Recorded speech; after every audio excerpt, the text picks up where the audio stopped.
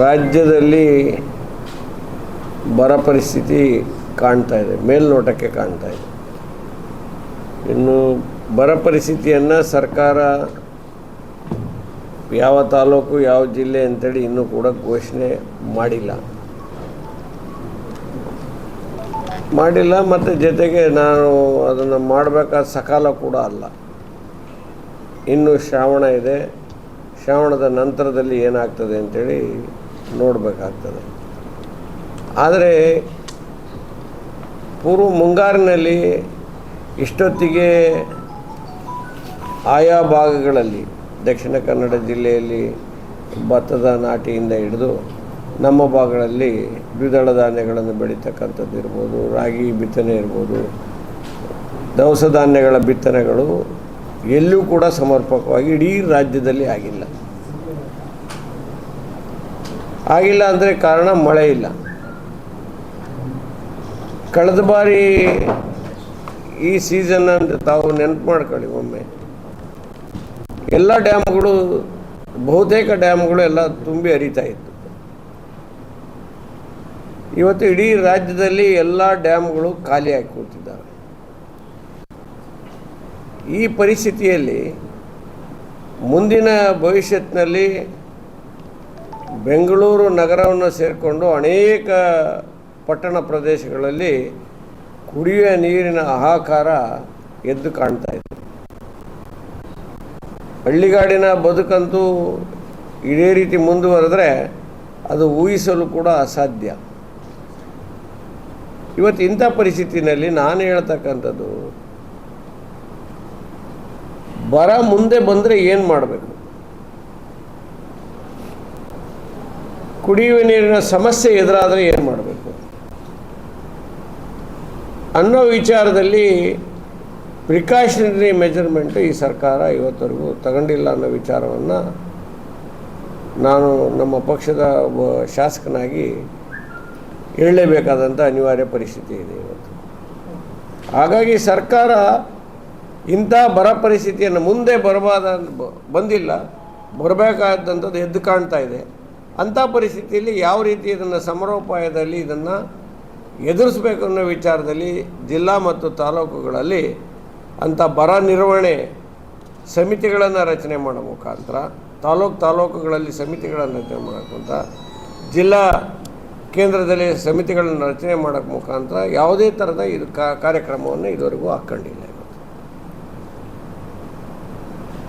ನನಗೆ ಗೊತ್ತಿಲ್ಲ, ಮಂಗಳೂರಿನಲ್ಲಿ ಈ ಬರ ಪರಿಸ್ಥಿತಿಯ ಅಧ್ಯಯನಕ್ಕೆ ಮೊನ್ನೆ ಮುಖ್ಯಮಂತ್ರಿಗಳು ಒಂದು ಪತ್ರ ಬರೆದಿರೋದನ್ನ ನಾನು ಪತ್ರಿಕಾ ಮುಖಾಂತರ ನಾನು ತಿಳ್ಕೊಂಡಿದ್ದೇನೆ. ಕೇಂದ್ರಕ್ಕೆ ಪತ್ರ ಬರೆದಿದ್ದಾರೆ, ಬರ ಪರಿಸ್ಥಿತಿಯನ್ನು ಅಧ್ಯಯನ ಮಾಡೋದಕ್ಕೆ ಒಂದು ತಂಡವನ್ನು ಕಳಿಸ್ಕೊಡಿ ಅಂತ.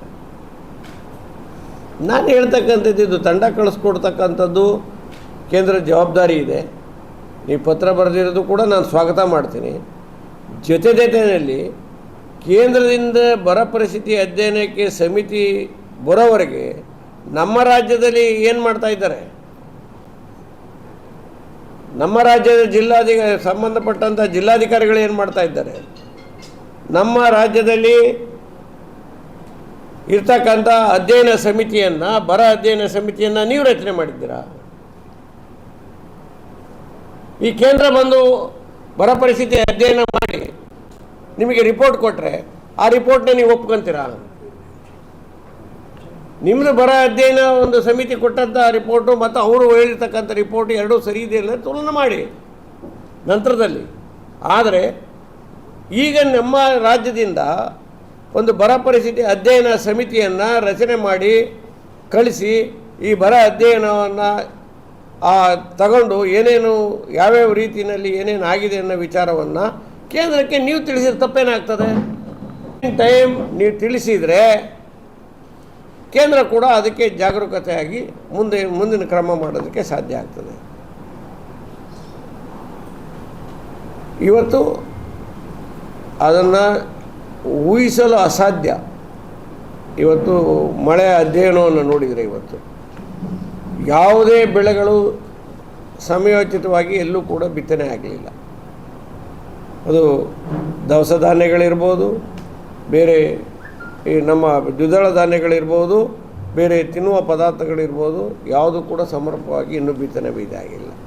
ಈಗಾಗಲೇ ನಾವು ಮೊನ್ನೆ ಕೂಡ ನಾವು ಯೋಚನೆ ಮಾಡ್ತಾಯಿದ್ದು, ನೀವು ಸರ್ಕಾರ ಕೂಡ ಅದನ್ನು ಕೇಂದ್ರ ಅದನ್ನು ಗೊಬ್ಬರನ ಕಳಿಸ್ಲಿಲ್ಲ, ಈ ಗೊಬ್ಬರ ಕಳಿಸ್ಲಿಲ್ಲ ಅಂತೇಳಿ ಮಾತಾಡ್ತಾಯಿದ್ರು. ಅದೇ ಗೊಬ್ಬರದ ಹಾಕಾರ ಕೂಡ ಇತ್ತು. ಯೂರಿಯಾ ಭಾಳ ಸ್ಕೇರ್ಸಿಟಿ ಇತ್ತು. ಇವಾಗ ಪರಿಸ್ಥಿತಿ ಏನಿದೆ ಗೊತ್ತಿಲ್ಲ, ಮಳೆನೇ ಬೀಳಲಿಲ್ಲ, ನಾನು ಯೂರಿಯಾ ಯಾಕೆ ಹೇಳಿ. ನಾನು ಈ ಒಂದು ಪರಿಸ್ಥಿತಿಯಲ್ಲಿ ದಕ್ಷಿಣ ಕನ್ನಡ, ಅವಿಭಾಜ್ಯ ದಕ್ಷಿಣ ಕನ್ನಡ ಜಿಲ್ಲೆಗಳು ಕೂಡ ಉಡುಪಿ ಮತ್ತು ಮಂಗಳೂರು ಕೂಡ ಹೊರತಾಗಿಲ್ಲ. ಇಲ್ಲಿಯೂ ಕೂಡ ನೀರಿನ ಸಮಸ್ಯೆ ಎದುರಾಗ್ತಕ್ಕಂಥ ಎಲ್ಲ ಲಕ್ಷಣಗಳು ಎದ್ದು ಕಾಣ್ತಾ ಇದ್ದಾವೆ. ಹಾಗಾಗಿ ಜಿಲ್ಲಾಧಿಕಾರಿಗಳಿಗೆ ನಾವೊಂದು ಮನವಿಯನ್ನು ಕೊಟ್ಟು, ಇಲ್ಲಿ ಮೊನ್ನೆ ಮಳೆ ಬಂದಂಥ ಸಂದರ್ಭದಲ್ಲಿ ಒಂದು ತಡೆಗೋಡೆ ಉರುಳಿ ಸಾವಾಗಿರ್ತಕ್ಕಂಥ ವಿಚಾರ ಇರ್ಬೋದು.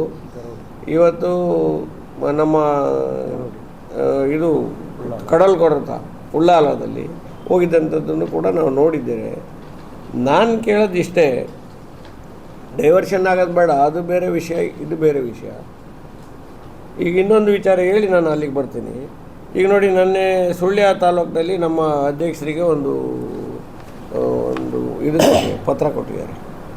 ಯಾರು? ಅಲ್ಲಿಯ ಬೆಳೆಗಾರರು, ಕೃಷಿಕರು, ಅಡಿಕೆ, ತೆಂಗು, ಕಾಳುಮೆಣಸು ಬೆಳೆಗೆ 76-27ನೇ ಸಾಲಿಗೆ ಮತ್ತು 37-26 ಕೊನೆಯ ದಿನ ಆಗಿರುತ್ತೆ ಇದು ಇನ್ಶೂರೆನ್ಸಿಗೆ, ಮತ್ತು 25-26ನೇ ಸಾಲ ಬೆಳೆಗೆ ಅನೇಕರಿಗೂ ವೈಜ್ಞಾನಿಕ ಸಮೀಕ್ಷೆ ನಡೆಸಿದೆ, ಇನ್ಶೂರೆನ್ಸ್ ಬಂದಿಲ್ಲ ಅಂತ.